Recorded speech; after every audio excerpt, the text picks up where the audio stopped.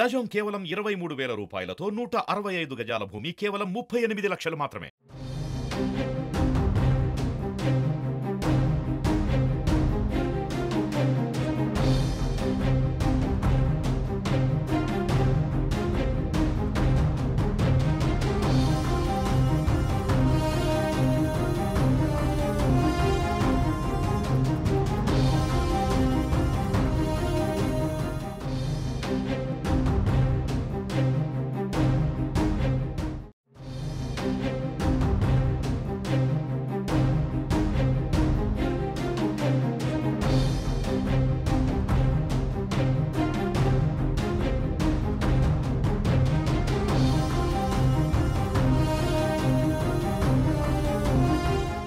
ఆంధ్రప్రదేశ్లో ఎన్నికలకు సమయం దగ్గర పడుతోంది. దీంతో కొంతమంది నేతలు పక్కచూపులు చూస్తున్నారన్న ప్రచారమూ జరుగుతోంది.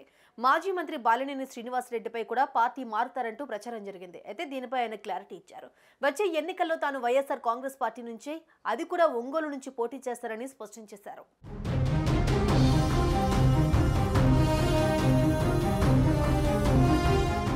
ఒంగోలు వైసీపీ ఎమ్మెల్యే మాజీ మంత్రి బాలినేని శ్రీనివాసరెడ్డి పార్టీ వీడుతున్నారనే ప్రచారం జరుగుతోంది.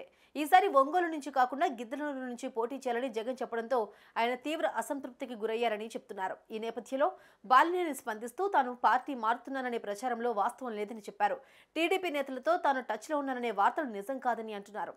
రాజకీయాల్లో ఉన్నంత వరకు తాను జగన్తోనే ఉంటానని చెప్పారు. విలువలతోనే రాజకీయాలు చేస్తున్నా, విలువల కోసమే మంత్రి పదవిని వదులుకొని సీఎం వైఎస్ జగన్ వెంట నడిచారని తెలిపారు.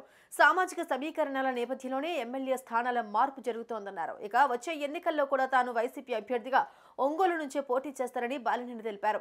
ప్రతి ఒక్కరూ జగన్ కు పార్టీకి అండగా ఉండాలని అన్నారు. మరోవైపు వైసీపీ 3వ జాబితా నేడో రేపో విడుదల కానుంది. ఈ లిస్టులో ఒంగోలు ఇన్ఛార్జ్ సీటుపై ఒక క్లారిటీ వచ్చే అవకాశం ఉన్నట్లు తెలుస్తోంది.